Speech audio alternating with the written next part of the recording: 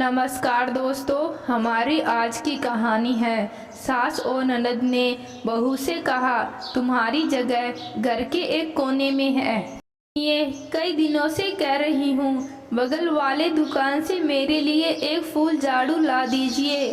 पहले वाला झाड़ू छोटा हो गया है, अब झुककर साफ सफाई करने से कमर में दर्द होता है। और हाँ, जाले साफ करने के लिए जो लंबी लकड़ी वाला झाड़ू आता है वो भी ला दीजिएगा।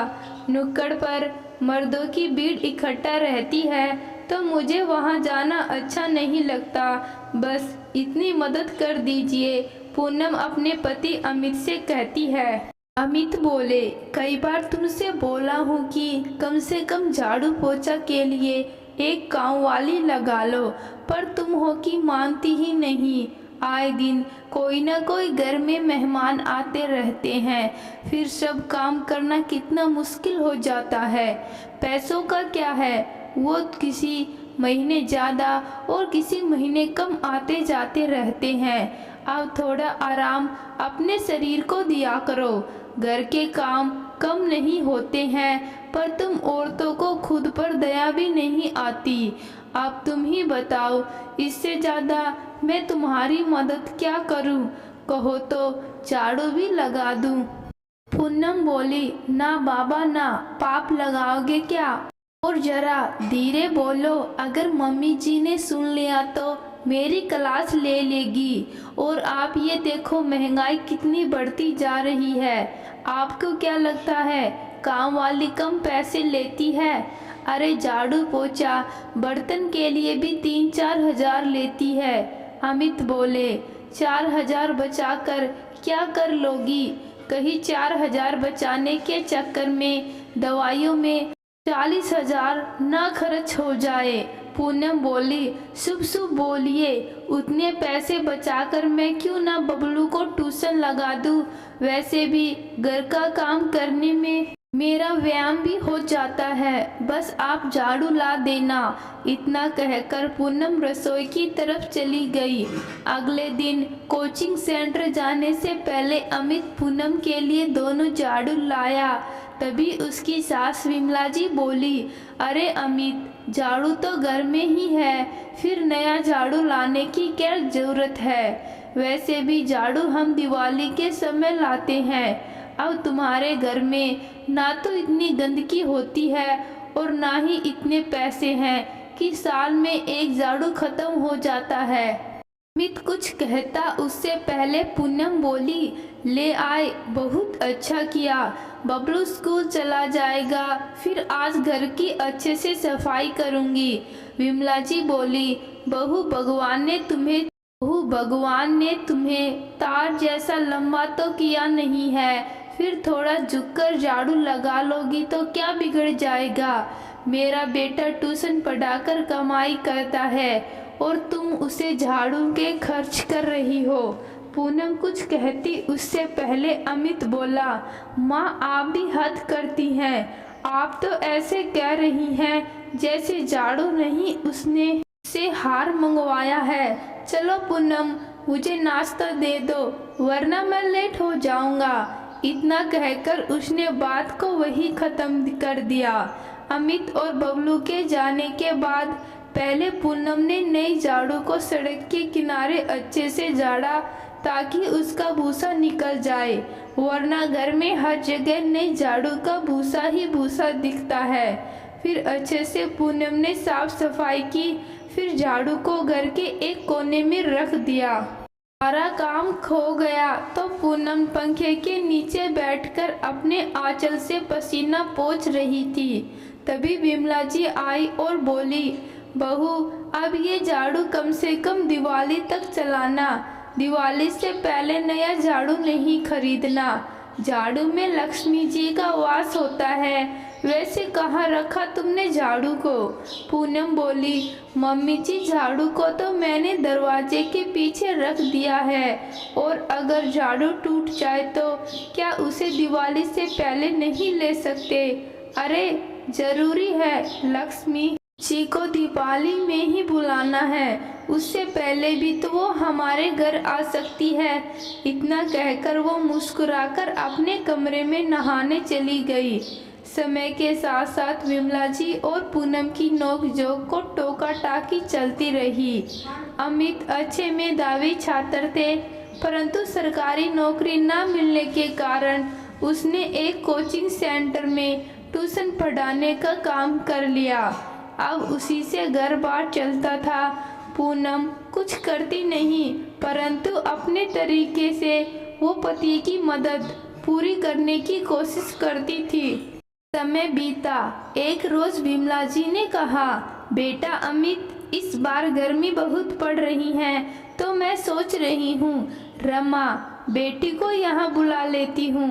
अमित बोले, माँ पर वो हर साल भाई दूज पर आती है और गर्मी तो इस साल हर जगह पर हो रही है, यहाँ कौन सी बर्फ गिर रही है। विमला जी बोली, अपनी पत्नी के लिए अगर कुछ करना रहे तब तो तुम्हारा मुंह नहीं बनता। बहन को 1 महीने के लिए बुला क्या रही हूँ, तुम्हारे पसीने छूटने लगे। अमित बोला, माँ आप जानती हैं हमारे घर में कोई काम वाली नहीं लगी हुई है और घर में इतनी परसेंट पड़ रही है कि घर का काम करना पूनम के लिए भारी पड़ रहा है। ऊपर से आप मेहमानों को बुलाना चाहती हैं, 2 ही कमरे में एसी लगा है। अब आप ही बताइए सब इंतजाम कैसे होगा। तभी पूनम आई और धीरे से बोली, जब मम्मी जी को मन है तो बुलाने दीजिए, हम सब मिलजुल कर काम कर लेंगे। और जहाँ तक गर्मी की बात है, ये तो कम नहीं होने वाली। अब अपना दिमाग ठंडा रखिए और जाइए काम पर। इतना न कहकर पूनम ने अमित को विदा किया।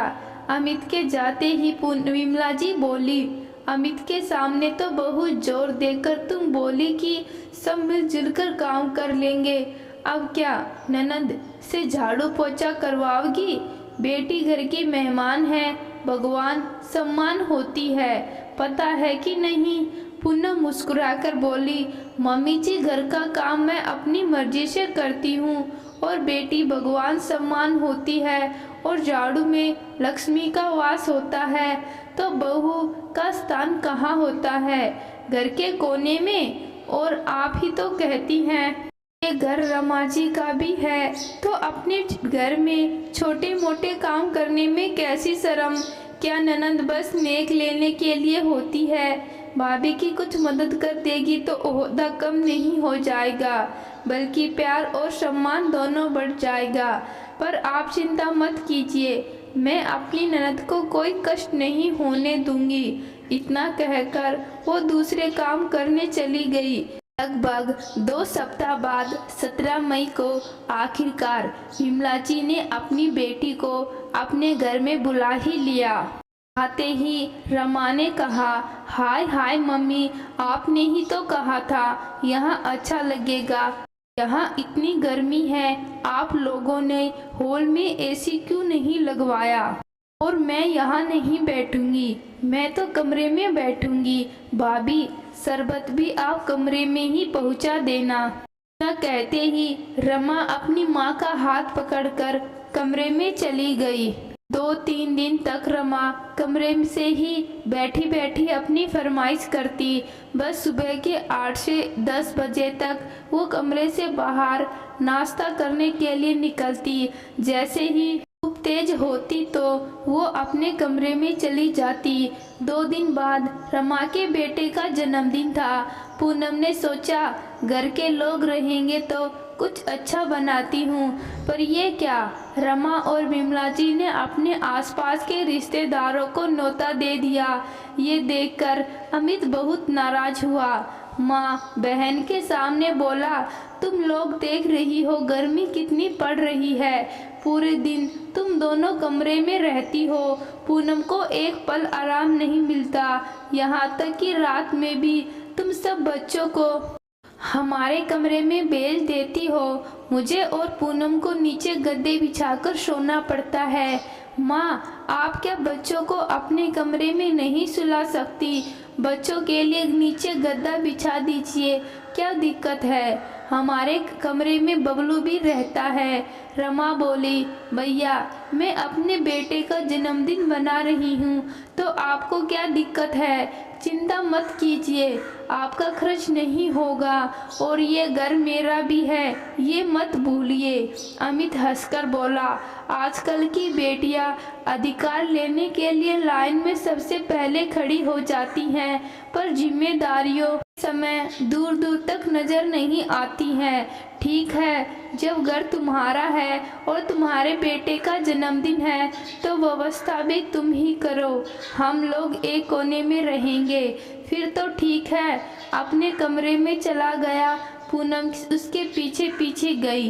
पूनम ने अमित को समझाया, कुछ रोज की बात है, क्यों रिश्ते खराब करते हैं, मैं कर लूँगी। अमित बोला, कर लूँगी, क्या और कितना कर लोगी?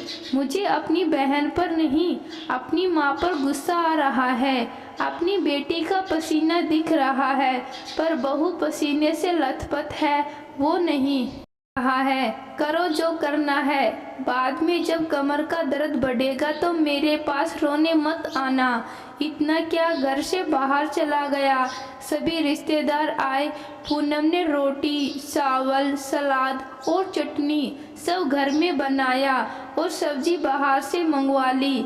एक बार नहीं कहा आए कि आप पैसे खर्च मत कीजिए, मैं मंगवा लेती हूँ। आखिर पूनम अकेली क्या कुछ करती। जब केक काटने की बारी आई सब वहाँ थे। किसी ने पूनम को एक बार नहीं कहा कि आप भी आ जाओ। सब फोटो खिंचवा रहे थे। पूनम भी सबके साथ थी। कैमरामैन बोला, एक साथ इतने लोग नहीं आ पाएंगे। विमला जी झट से बोली, बहू पहले हमें फोटो खिंचवाने दो, तुम बाद में खिंचवा लेना। पूनम बेचारी एक कोने में जाकर खड़ी हो गई, जैसे झाड़ू की सही जगह घर के कोने में होती है। पूनम के आंखों की नमी और कोई नहीं देख पाया, लेकिन अमित ने महसूस कर लिया। अमित ने उसका हाथ पकड़ा और बोला, चलो बाहर ठंडी हवा चल रही है, हम घूमकर आते हैं। पूनम बोली, अभी इतने सारे लोग हैं। अमित बोला, किसी को हमारी नहीं पड़ी है, सब अपने में मस्त हैं, चलो चलते हैं। इतना कहकर वो दोनों बाहर टहलने चले गए। पूनम उन बातों को भूल गई। 3 दिन बाद सारे फोटो बनकर आए। रमा पूनम पर कटाक्ष करते हुए बोली, भाभी एक भी फोटो में आप मुस्कुरा नहीं रही हैं और ना ही दिख रही हैं, कहाँ चली गई थी? लग रहा है आपको कोई खुशी ही नहीं थी। पूनम चुप थी। अमित वही बैठा था। अमित बोला, बड़ी जल्दी तुम्हें अपनी भाभी की याद आ गई। उस रोज तो जब तक खाना बनाना और खिलाना था तुम भाभी को ढूंढ रही थी, उसके बाद तुम्हें अपनी भाभी की एक बार चिंता नहीं हुई? सबके साथ उसे भी पूछ ले। एक बात कहूँ रमा, अगर यही स्वभाव रहा तो वो समय दूर नहीं जब ससुराल में तुम भी एक कोने में पाई जाओगी। कमला जी बोली, ये कैसी बातें कर रहे हो, ऐसा तो कुछ नहीं था। अमित बोला, माँ जितना बेटी के लिए सोचती हो कभी बहू के लिए भी सोच लिया करो। बहू भी तुम्हारे घर की लक्ष्मी है, कोई झाड़ू नहीं कि मतलब निकल जाने के बाद एक कोने में रख दिया। अगर लोग झाड़ू को भी के कोने में खड़ा नहीं करती, बल्कि आपने तो अपनी बहू को अपने परिवार से एक कोने में कर दिया। याद रखिएगा, जब जरूरत होगी तो यही काम आएगी। पर मुझे अपनी पत्नी की चिंता है। सबसे सुख के लिए अपनी पत्नी का अपमान और बलिदान दोनों नहीं देख सकता। इतना कहकर वो चला गया। 2 दिन बाद पूनम की तबीयत खराब हो गई। डॉक्टर ने कहा उसके शरीर में पानी की कमी हो गई है तो उसे आराम की ज़रूरत है। अब सारा भार विमला जी पर आ गया। अगले ही दिन रमा बोली, माँ मुझे यहाँ बहुत दिक्कत हो रही है, मैं अपने घर वापस जा रही हूँ। विमला जी बोली, रमा तुम तो बहुत मतलबी निकली। अब तक बहू इतनी गर्मी में भी सब कुछ करती आई, अब उसे जरूरत है तो तुम भाग रही हो। सही कहता है अमित, घर की लक्ष्मी बेटी नहीं बहू होती है और उसकी जगह झाड़ू की बाती घर के कोने में नहीं बल्कि हमारे दिल में होती है। जाओ और अपना घर संभालो। अब तुम बस भाई दूज पर ही आया करो, क्योंकि मेरी बहू अब सबके नखरे नहीं उठा सकती। शाम तक रमा वापस घर चली गई। जैसे तैसे विमला जी ने सबके लिए कुछ खाने के लिए बनाया। उस रोज विमला जी को एहसास हुआ कि इतनी गर्मी में भी बेचारी पूनम सबके लिए क्या कुछ नहीं करती थी, पर चेहरे पर परेशानी तक नहीं आने देती थी। वो पूनम के पास बैठी और उसके सर पर तेल रखते हुए बोली, बहू मैं तुमसे भी बहुत नाराज हूँ। अरे तुम्हारा भी शरीर है, वो भी थकता है, पर तुम हो कि उसकी बात सुनती ही नहीं हो। मुझे मेरी भूल का एहसास हो गया, हो सके तो मुझे माफ़ कर देना। मेरे जैसी सास बहू को लक्ष्मी बनाकर घर में ले तो आती है, परंतु मन में जगह ना देकर झाड़ू की भांति घर के एक कोने में रखती है। तभी तो कहीं ना कहीं हम खुद ही अपने बुढ़ापे के बुरे वक्त को न्योता देते हैं। विमला जी की बातें सुनकर पूनम की आंखें भर आई और वो विमला जी से लिपटकर फूट फूट कर रोई। विमला जी बोली, बहू अब तुम बहू नहीं बल्कि इस घर की लक्ष्मी और बेटी हो, तो अब अपने आंसू पोंछ लो। अब ये माँ तुम्हें कभी नहीं रोने देगी। अमित ने भी चैन की सांस ली और बोला, चलो अच्छा हुआ, रमा के बुरे बर्ताव के कारण कम से कम माँ की आंखें तो खुल गई। अब उन्हें लक्ष्मी और झाड़ू के बीच का भेद पता चल गया। अंत भला तो सब भला, अमित कितना कहते हैं। सब हंसने लगे। मित्रों, झाड़ू को घर के किसी एक कोने में हम खड़ा नहीं रखते। सच है या झूठ, पर लोग कहते हैं इसमें मनमुटाव और झगड़े कलेश होते हैं। जब हम झाड़ू को इतनी इज्जत देते हैं कि उसे सही जगह रखते हैं, तो घर की बहू को इतनी इज्जत मिलनी चाहिए। क्या कभी आपने सोचा है? कमेंट बॉक्स में ज़रूर बताना। अगर कहानी अच्छी लगी, कहानी को लाइक शेयर और चैनल को सब्सक्राइब ज़रूर करना। धन्यवाद।